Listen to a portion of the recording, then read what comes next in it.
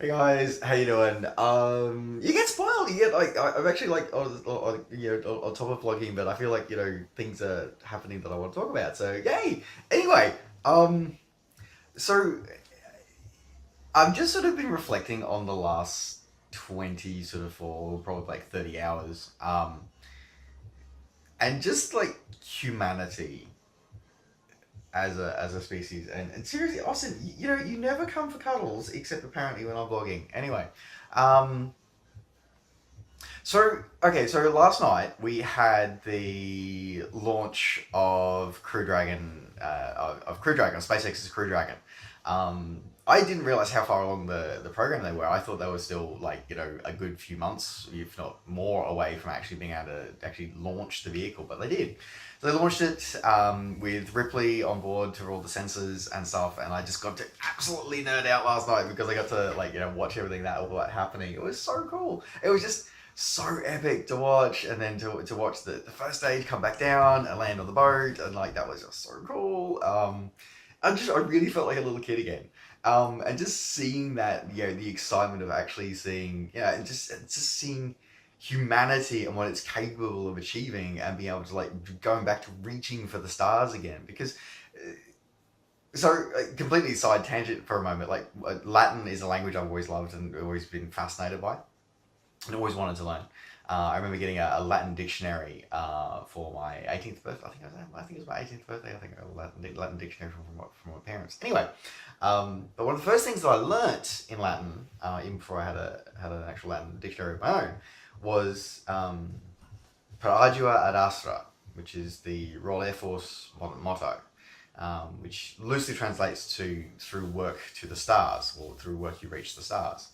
Um, and that sort of always resonated with me, and it's sort of that you can achieve great things if you put in the great work. And you look throughout humanity's history, and there are so many examples of that.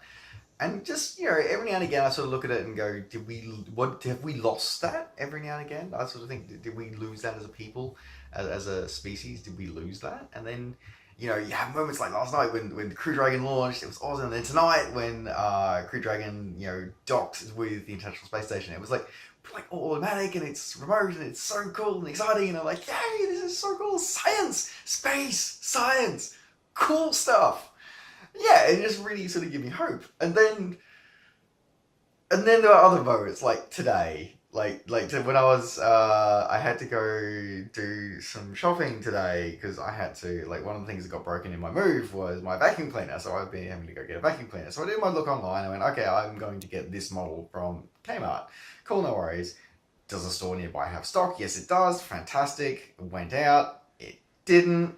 That's fine. Ended up going to another stock which store which had supposed to have stock. It also did not have stock. Apparently, they didn't update the stock database correctly, and it updated with stock that's not going to be there for 2 weeks. Cool story, bros. Anyway, ended up buying something else from Godfrey's, which wasn't as good. But anyway, beside the point. But when I was parked at this first place, so there's the trolley thing, right? So when you do go to a supermarket or shopping, you trolley. Americans, y'all call them shopping carts. So you go around, you put your groceries in or whatever, and then when you go back to your car, you unload your groceries, and then you put them back in the shopping trolley, like a little area which has got lanes, and you park them there so they stay out of the way and whatever.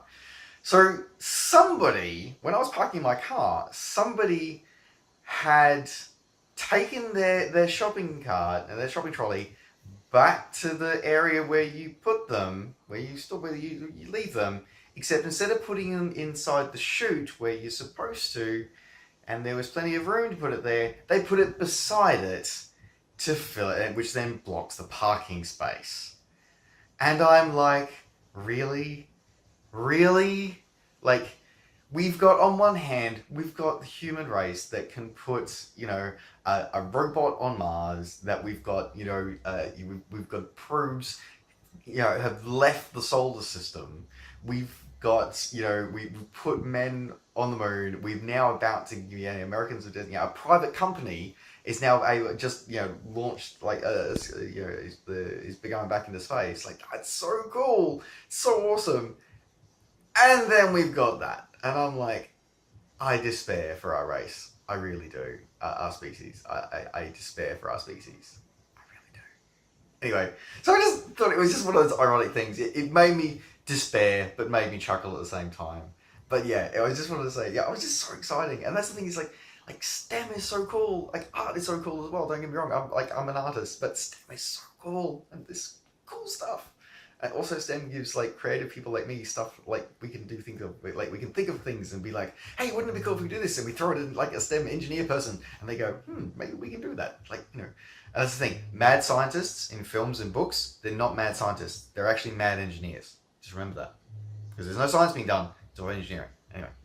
So be a mad engineer. Anyway, so that was just my random sort of take on the world for today. Still stressed about other things, but that was fun. It was a good chance. Yes, anyway, science, space. Anyway, so, okay, just want to share that with you. Okay, thanks, bye! See you on the next episode, kids.